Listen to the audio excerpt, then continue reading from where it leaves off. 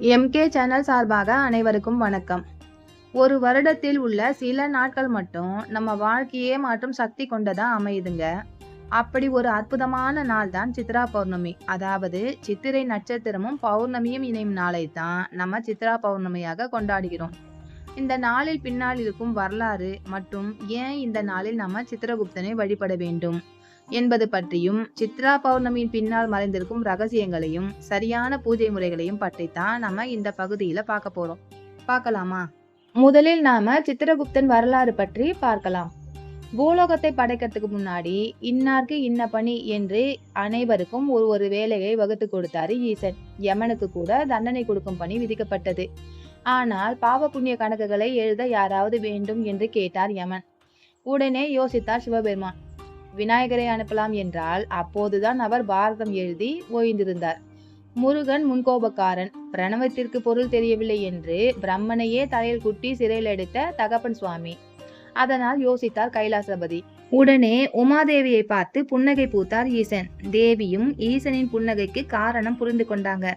தன் தோழியை அழைத்து புற்பலகையும் வண்ணங்களும் தூரிகையும் கொண்டு வர பணித்தாங்க. அவங்களும் கேட்டதெல்லாம் கொண்டு வந்து கொடுத்தாங்க. உடனே உமாதேவி பச்சை, நீலம், மஞ்சள், வெண்மை, சிவப்பு என 5 நிறம் கொண்டு ஈசனை போலவே ஒரு அழகான உருவம் வரைந்தார். சுவாமி, சித்திரம் எப்படி இருக்கிறது என்று கேட்டார். அழகாகத்தான் இருக்கிறது தேவி. வலது கையில் எழுத்தாணி, இடது கையில் ஓலைச்சுவடி என்றார் ஈசன். ஆனால் இவன் என்ன செய்ய போகிறான் என்று கேட்டார் தேவி. அப்போது சிவபெருமான் சொன்னார், இவன் உலகிலுள்ள எல்லா உயிர்களின் பாவமும் புண்ணியமும் கணக்கிட போகிறான் என்றார். உடனே பார்வதி தேவியின் அருள் பார்வை அந்த சித்திரத்தின் மீது விழுந்தது. அந்த ஓவியம் உயிர் பெற்று வெளியே வந்தது. புதிய உருவம், அதுவும் அழகான உருவம். பார்வதி பரமேஸ்வரர் பாதங்களில் விழுந்து வணங்கியது. இப்படி சித்திரத்தில் இருந்து அவதரித்ததால் தான் இவர் சித்திரகுப்தன் என்று பெயர் பெற்றார். அதற்கு பிறகு பாவ புண்ணிய கணக்குகளை எல்லாம் முறையாக தொகுக்க ஆரம்பித்தார். இதுதான் சித்திரகுப்தன் பிறந்த கதை. ஆனால் சித்திரகுப்தன் மறுபடி ஒரு முறை பிறந்த வரலாறு ஒன்று உண்டு. அதையும் பார்க்கலாமா? தேவர்களின் தலைவனான இந்திரனுக்கும் அவர் மனைவி இந்திராணிக்கும் மனதுக்குள் ஒரு குறை. அது என்னவென்றால் தங்களுக்கு குழந்தை இல்லை என்ற குறைதான். இந்த குறையை தீர்க்க இந்திரனும் அவர் மனைவி இந்திராணியும் சிவபெருமானை நோக்கி கடுமையான தவம் இருந்தாங்க. ஆனா இந்திரனுக்கு அகலிகையால் ஏற்பட்ட சாபத்தால் நேரடியாக பிள்ளை பேறு தர முடியாது என்று சங்கடப்பட்டார் ஈசன். இந்திரனை பார்த்து, பூவையர் சாபம் கொள்ளாதது அமரேந்திரா, அகலிகை கல்லாக கிடைக்கிறார், அவள் பாவம் உன்னை எளிதில் விடுமா என்று கேட்டார். பிறகு இந்திரனுக்கு சித்திரகுப்தனை மகனாக பிறக்க வைக்க தீர்மானித்தார். அதன்படி இந்திரனின் அரண்மனையில் இருந்த காமதேனுவின் கருப்பையில் சித்திரகுப்தனை புக செய்த சிவபெருமான் அந்த பசுவுக்கு குழந்தையாக பிறந்து இந்திரனின் குழந்தை பாக்கிய குறையை தீர்த்து வைக்குமாறு கூறினார். இதை இந்திரனுக்கும் எடுத்து சொன்னார். எப்படியோ எனக்கு ஒரு குழந்தை கிடைத்தால் போதும் சுவாமி என்று இந்திரனும் இந்திராணியும் சம்மதித்தாங்க. அதன்படி காமதேனுவுக்கு குழந்தையாக பிறந்தார் சித்திரகுப்தர். அவர் சித்திரை மாதம் சித்திரை நட்சத்திரத்தில் பிறந்ததால் தான் சித்ராகுப்தன் என்று அழைக்கப்படுகிறார். இந்த வருடம் சித்ரா பௌர்ணமி 1/5/2026, அதாவது நாளை வெள்ளிக்கிழமை அன்று வருகிறது. பௌர்ணமி திதி இன்று வியாழக்கிழமை இரவு 9:12 மணிக்கு துவங்கி நாளை இரவு 10:52 மணிக்கு முடிகிறது. சந்திரனும் சூரியனும் முழு பலம் பெற்று விளங்கும் இந்த நாளில் இறைவனை நாம் வழிபட்டால் நம் வாழ்வில் பெரும் மாற்றங்கள் உருவாகும். மற்ற மாதங்களில் வரும் பௌர்ணமியை விட சித்ரா பௌர்ணமி நாளில் நாம் செய்யும் பாவ புண்ணியங்கள் ஏற்றபடி நிறைய பலன்கள் கிடைக்கும். இந்த நாளில் நாம் தெரியாமல் செய்த பாவங்களுக்கு மன்னிப்பு கேட்டால் கண்டிப்பாக மன்னிப்பு கிடைக்குமாம். குறிப்பாக நம் வாழ்வின் பாவ புண்ணிய கணக்கு எழுதும் சித்திரகுப்தனை வழிபட வேண்டிய மிக முக்கியமான நாள் இது. இவரை வழிபட்டால் எப்படி நம் பாவம் தீரும் என்பதற்கு ஒரு கதை உண்டு. அதை பார்த்துவிட்டு பிறகு நாம் வழிபட வேண்டிய பூஜை முறைகளை பற்றி பார்க்கலாமா? முன்னொரு காலத்துல ஒரு சின்ன பையன் இருந்தான். அவனுக்கு படிப்பு வரல, முரட்டுத்தனமும் கோபமும் அதிகமா இருந்தது. எல்லார்கிட்டையும் சண்டை போடுவான். இதனால அவங்க அம்மா ரொம்ப கவலைப்பட்டாங்க. சித்திரகுப்தா, இவன் கணக்கு நீ எழுதி முடிச்சு புது மலைக்கட்டு போடுவியா, இல்ல இங்கேயே நரக ஆரம்பிச்சிடுமா அப்படின்னு தினமும் புலம்புவாங்க. இதுக்கு மகன் காரணம் கேட்கிறான். அவனுக்கு காரணம் சொன்னா புரியுமா? அதனால சித்திரகுப்தாய நம்மன்னு தினமும் சொல்லிக்கிட்டு வாப்பா, உனக்கு சித்திரகுப்தன் நல்ல வழி காட்டுவாருன்னு சொன்னாங்க. இவனும் அதே மாதிரி சொல்லிக்கிட்டே வந்தான். சின்ன பையன் வளர்ந்து பெரியவன் ஆயிட்டான். ஆனாலும் அவன் கூடயே சேர்ந்து அவனோட கெட்ட பழக்கங்களும் வளர்ந்தது. இருந்தாலும் அவன் சித்திரகுப்தாய நம்மன்னு சொல்றதை நிறுத்தல. இது சித்திரகுப்தன் இப்ப யோசிக்கிறாரு. உலகத்துல சிவன், விஷ்ணு, பிரம்மான்னு நிறைய தெய்வங்கள் இருக்காங்க. ஆனா இந்த பையன் விடாம நம்ம பேரை தினமும் உச்சரிக்கிறானே, வருஷத்துக்கு 365 வீதம் 10 வயசுல இருந்து சொல்லிட்டு இருக்கானே அப்படின்னு யோசிச்சு, சரி இவனோட ஏட்ட புரட்டி பாப்போம்னு ஏட்டுச்சுவடிய புரட்டி பாக்குறாரு. திடுக்கிட்டு போயிட்டாரு. ஏன்னா அவனுக்கு ஒரு வாரத்துல மரணம் நிகழும் அப்படின்னு இருந்தது. உடனே அவனோட கனவுல போய், அப்பனே நீ செய்யாத பாவம் இல்ல, ஆனா உன் ஆயுள் முடிய 7 நாட்கள் தான் இருக்கு. தினமும் என்னோட நாமாவை மட்டுமே உச்சரித்து வந்த உன்னை நரகத்திற்கு அனுப்ப என்னால முடியல. அதனால உன்னோட முன்னோர்கள் உனக்கு கொடுத்த நிலத்துல ஒரு குளத்தை வெட்டு. ஆழமாக தண்ணீர் வரா மாதிரி ராத்திரி பகல வேலை செஞ்சாச்சும் ஒரு குளத்தை வெட்டிடு.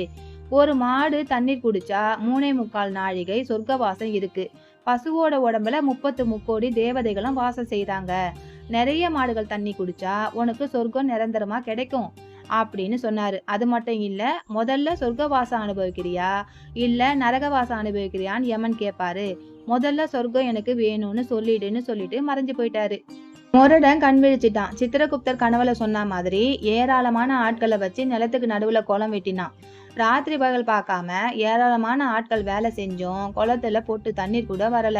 எல்லாம் நம்ம பாவ வேணும்னு நினைச்சான். 6 நாட்கள் முடிஞ்சிடுச்சு. 7வது நாள் குளத்துல கொஞ்சமா தண்ணீர் சுரந்தது. அத ஒரே ஒரு மாடு மட்டும் வந்து குடிச்சுது. அதே நேரம் நெஞ்சு வலி வந்து இவன் இறந்து போயிட்டான். இவனோட உயிரும் பிரிஞ்சிருச்சு. யமபட்டணம் யமதர்மன் முன்னாடி இந்த முரடன் நிறுத்தப்பட்டிருக்கான். சித்திரகுப்தா, இந்த ஆத்மாவோட பாவ புண்ணிய கணக்க சொல்லுன்னு சொன்னாரு யமதர்மன். சித்திரகுப்தன் ஏடுகளை புரட்டி பார்த்துட்டு, சுவாமி, இவன் பெரிய துராத்மா. இவன் ஒரே ஒரு காரியம் மட்டும் புண்ணியம் செஞ்சிருக்கான். அதாவது இவன் ஜீவன் பிரியறதுக்கு முன்னாடி ஒரு குளம் வெட்டியிருக்கான். அதுல ஒரே ஒரு மாடு மட்டும் தண்ணீர் குடிச்சிருக்கு அப்படின்னு சொன்னாரு. அப்படியா, சரி, உனக்கு 3.25 நாழிகை சொர்க்கவாசம் இருக்கு. முதல்ல சொர்க்கவாசம் அனுபவிக்கிறியா இல்ல நரகவாசமான்னு கேட்டாரு யமன். இல்ல சாமி, நான் முதல்ல சொர்க்கவாசமே அனுபவிக்கிறேன்னு சொன்னான் முரடன். உடனே இவன் சொர்க்கத்திற்கு அனுப்பப்பட்டான். யமன் கணக்குப்படி இவன் 3.25 நாழிகை தானே சொர்க்கத்துல இருக்கணும். ஆனா அங்க பூலோகத்துல இவன் வெட்டின குளத்துல தண்ணீர் ஊற ஊற தினமும் மாடுகள் வந்து தண்ணீர் குடிச்சிட்டே இருந்தது. அதனால இவனோட புண்ணிய கணக்கும் ஏறிக்கிட்டே இருந்தது. இவனும் சொர்க்கத்திலேயே சுகமா தங்கிட்டான். எல்லாம் எதனால? சித்திரகுப்தரோட அருளால. அவர் மட்டும் கனவுல வந்து இந்த உபாயத்தை சொல்லி தரலனா இவன் கொடூரமான நரக தண்டனை தானே அனுபவிச்சிருப்பான். சித்திரகுப்தன் தானே இதுக்கு காரணம். நாமும் முறைப்படி சித்திரகுப்த விரதம் இருந்து அவரோட எல்லையில்லா கருணைக்கு பாத்திரமாவோமா? வாங்க பூஜை முறையை பற்றி பார்க்கலாம். சித்ரா பௌர்ணமி அன்று சித்திரகுப்தரை நினைத்து புதிதாக நோட்டு புத்தகம் மற்றும் பேனா ஒன்றை வாங்க வேண்டும். அதில் சித்திரகுப்தர் படியளக்க என்கிற வார்த்தையை எழுதி மஞ்சள் குங்குமம் இட்டு பூஜை அறையில் வைத்து வழிபட வேண்டும். அவரை வணங்கும் பொழுது, நான் கடுகளவு செய்த புண்ணியங்களை மலையளவாகவும் மலையளவு செய்த பாவங்களை கடுகளவாகவும் ஆக்குக என்று வேண்டிக் கொள்ள வேண்டும். சித்ரா பௌர்ணமி நாளில் ஆர்ப்பாட்டமான பூஜைகள் செய்ய வேண்டும் என்ற அவசியமில்லை. காலையில் வீட்டை சுத்தம் செய்து விளக்கேற்றி சித்திரகுப்தரை மனதார வேண்டிக் கொண்டாலே போதும். அவருக்கு பிடித்தமான வேப்பம்பூ பச்சடி, தயிர் சாதம் மற்றும் விதவிதமான கலவை சாதங்களை நைவேத்தியமாக படைக்கலாம். ஆனால் இன்று நாம் செய்ய வேண்டிய மிக முக்கியமான விஷயம் தானம். ஏனென்றால் நாம் செய்த பாவங்கள் குறையவும் புண்ணியங்கள் பெருகவும் பசியோடு இருப்பவர்களுக்கு உணவு கொடுக்க வேண்டும். குறிப்பாக தயிர் சாதம், புளியோதரை போன்ற கலவை சாதங்கள் கொடுப்பது நல்லது. சித்ரா பௌர்ணமி என்பது நம்மை நாமே சீர்தூக்கி பார்க்கும் ஒரு நாள். மதுரையில் கள்ளழகர் வைகை ஆற்றில் இறங்கும் வைபவம் முதல் திருவண்ணாமலையில் நிகழும் கிரிவலம் வரை இந்த நாள் முழுவதுமே தெய்வீக அதிர்வுகள் நிறைந்திருக்கும். சித்ரா பௌர்ணமி அன்று நாம் சாப்பிடும் ஒருவேளை உணவிலாவது உப்பு சேர்க்காமல் இருப்பது நல்லது. சித்திரகுப்தர் காமதேனுவின் வயிற்றில் இருந்து தோன்றியவர் என்பதால் அவருக்கு பசுவின் பால், தயிர் மற்றும் நெய் கலந்த உணவுகள் மிகவும் பிடிக்கும். சர்க்கரை பொங்கல், தயிர் சாதம் மற்றும் பச்சரிசி மாவினால் செய்த பலகாரங்களை நிவேதனமாக படைக்கலாம். பழங்களில் மாம்பழம் மற்றும் பலாப்பழம் படைப்பது நல்லது.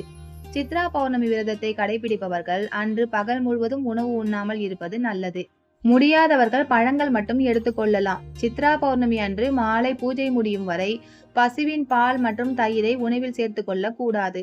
அதை சித்திரகுப்தருக்கு மட்டுமே அர்ப்பணிக்க வேண்டும். அன்று பிறருக்கு துன்பம் விளைவிக்கும் செயல்களை செய்யாமலும் கோபப்படாமலும் இருப்பது மன தூய்மையை உறுதி செய்யும். சித்ரா பௌர்ணமி என்பது தானத்திற்கு உகந்த நாள். அன்று நாம் செய்யும் ஒரு சிறிய தானம் கூட பல மடங்கு பலனை தரும். கல்வி கற்க வசதி இல்லாத ஏழை மாணவர்களுக்கு நோட்டு புத்தகங்கள் மற்றும் பேனாக்களை தானமாக வழங்கலாம். அதே போல வெயிலின் தாக்கத்தை தணிக்க நீர், மோர், குடை, பானகம் அல்லது கோவில்களில் சித்திரை கஞ்சி தர்மம் செய்வது விசேஷமாக இருக்கிறது. மனிதர்களாகிய நாம் அன்றாட வாழ்வில் தெரிந்தும் தெரியாமலும் பல பாவங்களை செய்கிறோம். சித்திரகுப்தர் நம் மனசாட்சியின் பிரதிபலிப்பாக கருதப்படுகிறார். இந்த வழிபாட்டின் மூலம் இனி வரும் காலங்களில் நான் எந்த தவறும் செய்ய மாட்டேன் என்று அவரிடம் உறுதி பூண்டு கடந்து வந்த பாதையில் செய்த பிழைகளுக்கு மன்னிப்பு கோருவதே இந்த விரதத்தின் உண்மையான நோக்கம். சித்ரா பௌர்ணமி என்பது வெறும் சடங்கு மட்டுமல்ல, அது நம்மை நாமே சுய பரிசோதனை செய்து கொள்ளும் ஒரு நாள். நில ஒளியில் தியானம் செய்து சித்திரகுப்தரை வணங்குவதன் மூலம் மன அழுத்தம் நீங்கி புண்ணிய கணக்குகள் பெருகி நிம்மதியான வாழ்வு அமையும். சித்திரகுப்த நமஸ்துப்யம் லேகனி புஸ்தக தாரினே கயஸ்த ஜாதி தர்மாய பித்ருதேவாய தே நம என்ற சித்திரகுப்தர் மந்திரத்தை சொல்லி அர்ச்சனை செய்வது சிறப்பு. இந்த பகுதி உங்களுக்கு பிடிச்சிருக்கா? பிடிச்சிருந்தா லைக் பண்ணுங்க, கமெண்ட் பண்ணுங்க, சப்ஸ்கிரைப் பண்ணுங்க. நன்றி, வணக்கம்.